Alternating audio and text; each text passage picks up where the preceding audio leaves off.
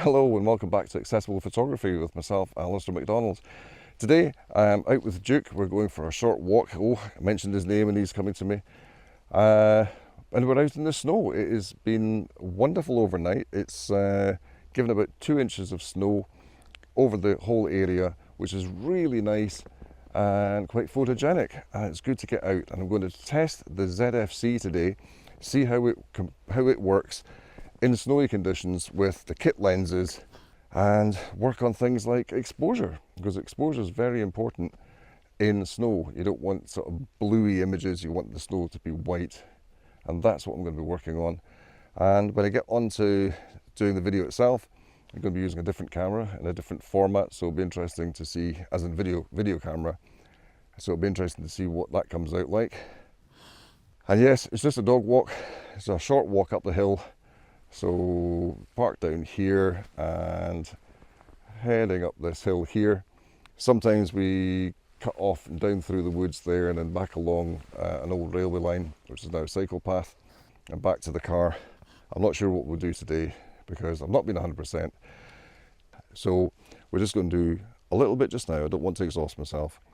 And I'm going to be switching cameras and I'll see you in a moment. And I think I'm going to try and get this pile of wood here with the snow on it first.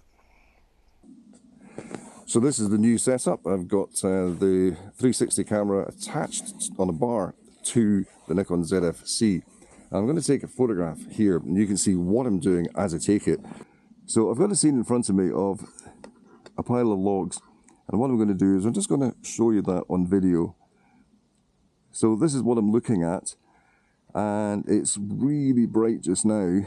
And my ISO is quite high, but what I'm doing is I'm adjusting my exposure compensation, and that looks okay there. So that's the sort of image I want to take. Now I'm looking at the trees here. That's not looking too good. That it kind of touches the top of there, so I need to adjust my position a bit. How about that? That looks a bit better. So it's a bit wobbly there. That looks a lot better. Let's take that image and go.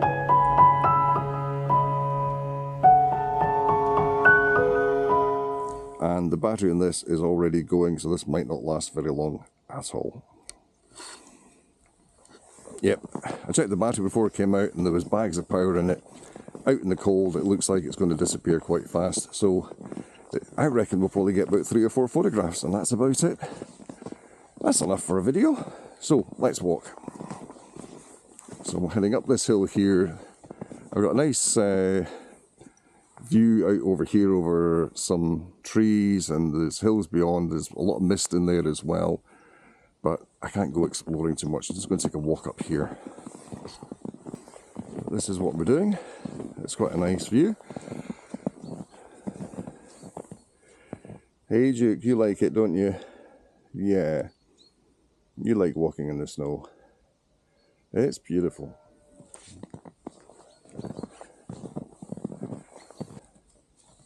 So I've got the battery in a glove held in my hand to try and keep it nice and warm. I'm trying to extend the life of the battery. The problem with the ZFC that I found is that it doesn't give you a percentage value of the battery life remaining. It goes down in chunks, and you could start off thinking, oh yeah, I've got 3/4 of a battery power left, that's fine. And then you get it out, take a picture, and it's down to half. Or in this case, I can't remember if it's in quarters or thirds just now. I have to look at it in a minute. But it certainly jumped from at least 2/3 full down to 1/3, and it's a bit worrying that. So I'd rather have a percentage, and you can see exactly where the battery was and not get caught out. So a key thing with snow is to try and photograph before you walk all over the pristine snow. It's better to photograph that type of snow there, and that's what I'm going to do just now. I'm going to photograph this, and it means I'm going to put the camera into portrait mode. So let's see, I'm going to put the camera on, put the lens into position. I am at 1 stop exposure compensation for the snow to try and get it to be nice and white. So let's have a look and see what we've got. That's not too bad. It's an interesting shot. I'm going to get my focus point to there. This is straight up the snow.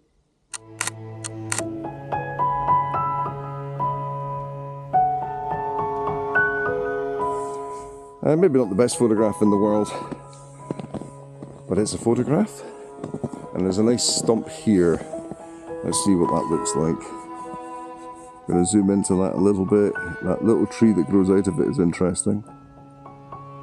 I think I'm still getting blue, and I'm also taking too many pictures. I'm going to take it down to take it up 2 stops of brightness. Still looking blue.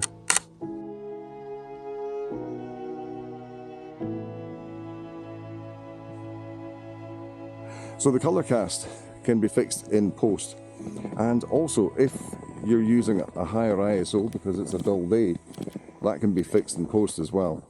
There is quite a few software packages out there now that will allow you to fix a grainy image, and you'll find that in the Adobe software in particular. There's a new denoise in there, and that really helps, really helps your images.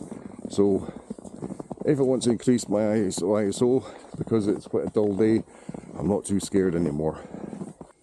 Stay. Oh, he does like walking into my pictures. So it's not the best image in the world, but a lovely dry stone dike. And I just want to capture that with the trees all covered in snow, making sure my focus is on the wall and that the exposure is correct. So exposure is quite far down at the moment, so adjust that.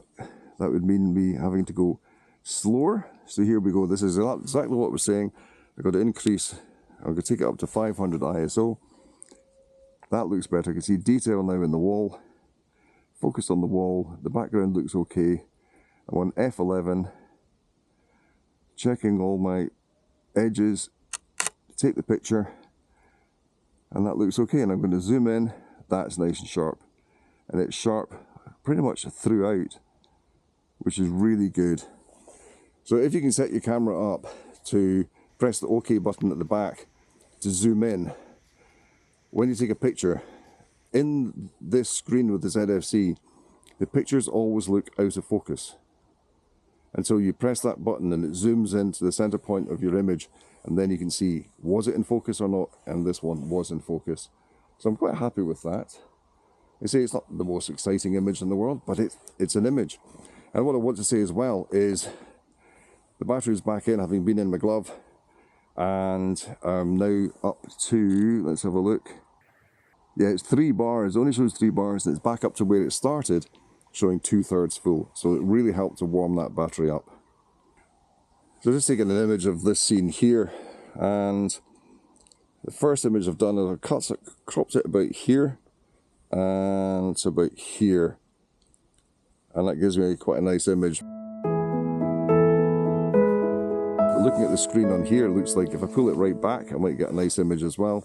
Although there's a lot of dead space here. This is a lot of nasty dead space. So I don't know if I want to. Well, it looks dead space on the small screen. There is a lot of detail there. Let's have a look. Now I'm going to flip it over again. Oh, Duke, don't move. Duke does it every time. Every time. Duke! I'm going to walk forward a wee bit. So there's quite a bit of dead space in my photograph, but let's go for it. Take that. Right, Duke, you can walk forward now. Oh, you don't want to walk forward now that I've finished photographing that way. Yeah. Okay, what else can we photograph? There must be something else around here. There's lots of things around here, lots and lots to photograph. There's some beautiful bracken here that's died off and covered in snow. There's these puffy, there's rocks and so forth under here. These are all covered in snow, looks nice. I'm going to take the battery out again. So this walk is a lovely, lovely walk. These are Scotch pines here, and they get those lovely, gnarly look about them. They sort of grow in all sorts of different directions depending on how the wind's blown them. Absolutely love it. And I got slightly more standard Christmas tree type ferns in here. And there's an old tree down here with a fir tree, should I say ferns? Did I say ferns? I meant fir tree. There's one down here where it's an old tree with a new tree growing out the middle of it. And that's quite an interesting thing to photograph. So here's the tree.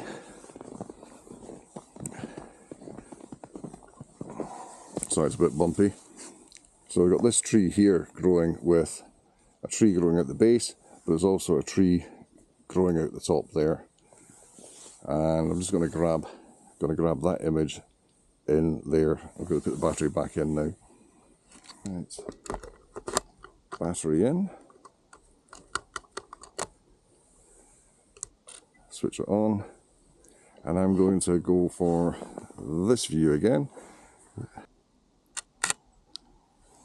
Okay, that looks alright. Bit wobbly. Okay, so the first image, I have quite a few trees in the background. So I'm going to move myself around. So if you're looking at the tree here, there it is there, you've got these trees in the background getting in the way. I want to bring myself round a bit to give a bit of space for that tree to be framed. There it is, that tree there to be framed. That's what I'm going to do. Right, I've got another tree impinging, so I'm just going to move slightly. Going to move back a little bit. Where I was standing, there was a tree touching the top of what I wanted to photograph. I don't want that. I want this tree here to be all on its own in the sky. So take a few steps back and that clears it. So when I take the picture, it looks okay. Now just check my focus. Oh, that's nice, that's in focus. That looks good. So I'm going to take another one nice and steady though.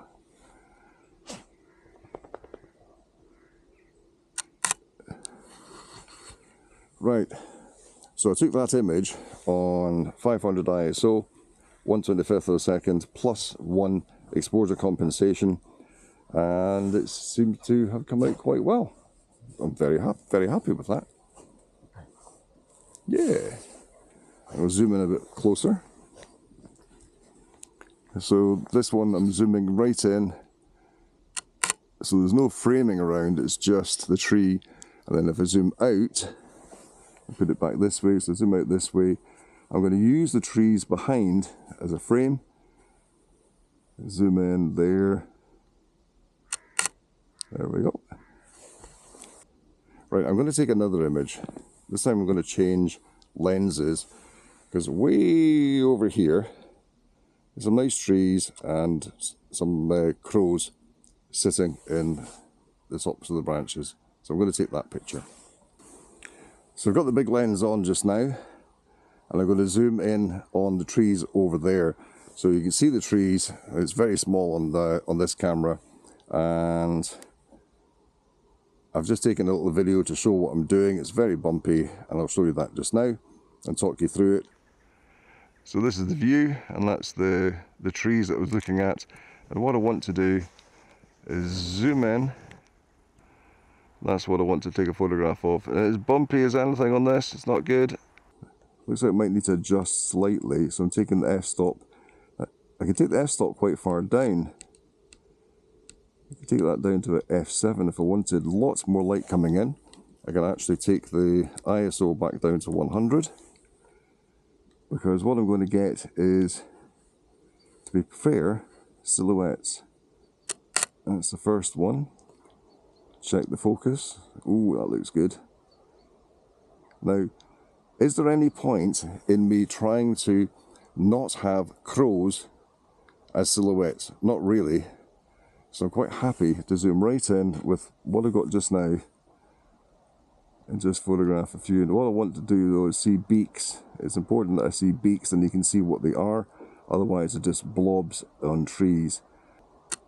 I think there's a couple of, oh yeah, that one's turned at the top, that's good. So most of them are facing away from me, which is not really good. I need them to be, oh, there's one flying by. A couple of birds flying by. That gives more context to what I'm doing.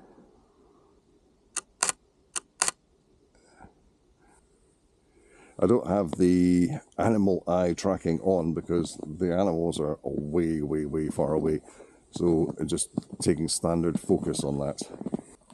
So we'll just head back just now. I might take another picture with this big lens. There's a few things in the distance that might be worth photographing. And we'll get back to the car, because it's getting cold. Well, well, well. The light is changing completely. You couldn't see the hills in the background earlier. Now the sun is catching them. So that could be worth taking a picture of. There's pylons in between, which is really unfortunate. So you make the most of the pylon. There's a lovely haze below, so above the trees and below the pylon, there's a gorgeous, gorgeous haze. So make the most of that.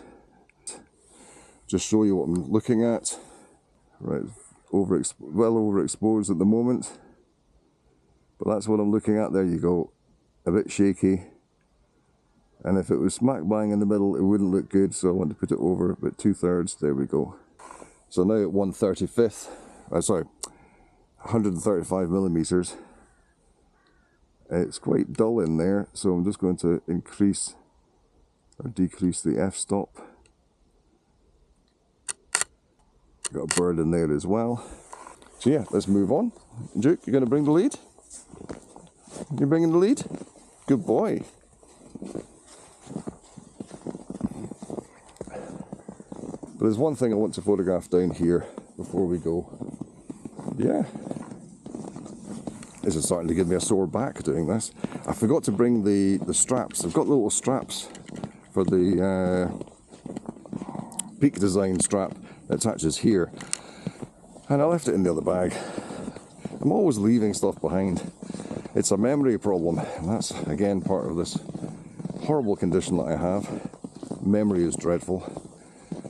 But yeah, I'm going to take one more image before we go. So just getting to the point where I can take the last photograph. And I saw it as it came up, but I didn't really want to take the picture because it meant changing the lens. Now I've got the big lens on, I can do it. And it's one of those images you look at and you go, is it an image? Isn't it an image? And it's an old woodshed, but it's hiding behind trees. So you're looking through trees to get to the woodshed, which might not come out too well in the photograph. But it does give an air of mystery. There we go, that's probably it about there. Let's see what I can do.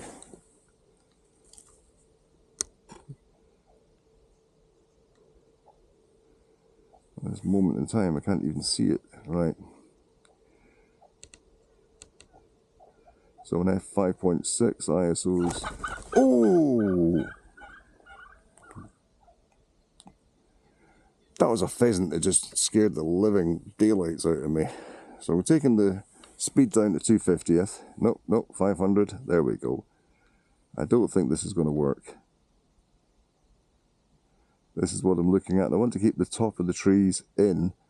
If we'll do that, it's quite boring. I just want to get the top of the trees in, pull back a fraction maybe, and take that as an image. Maybe aye, maybe no. Let's see how it comes out. Should I pull further back? Might not be so easy to see in the frame what actually it is you're looking at.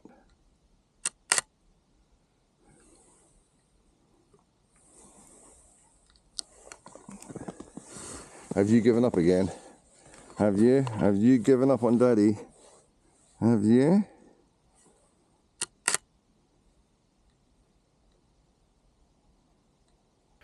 Well, that's just about it. I'm heading back now. If you're interested, this is the rig that I've got set up with the camera attached to a camera by what is actually a flash bracket. There you go, if you can see that at all. That's what I've been using. If this format works, then I might use it a bit more often, because it's quite handy. It means I don't have to be holding one camera like this and then try to take a picture like this, or I don't have to be carrying tripods and things and setting up to do walk pasts and whatever, which I can still do, but it just means I can do this easier. So as I'm editing this, I realised I've not actually summarised what I was doing. and why, and whether the camera actually worked out in the snow. So let me jump back to a little bit we mentioned earlier, which was talking about the exposure compensation, and to really explain why the exposure compensation is important. The camera will expose for what is called a medium grey, and when it comes to the white of snow, it thinks it's too white and tries to make it a grey, and at times you get quite a blue cast from that. So by overexposing one or two stops, you can counter that.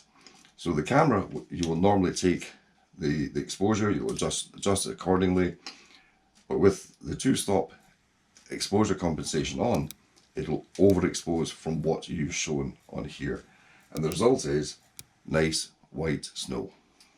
You might want to adjust that back and forth as you view the images, just to make sure you're getting what you want, because obviously the whiteness is going to change depending on whether it's quite a bright day, a sunny day, or quite an overcast and dull day.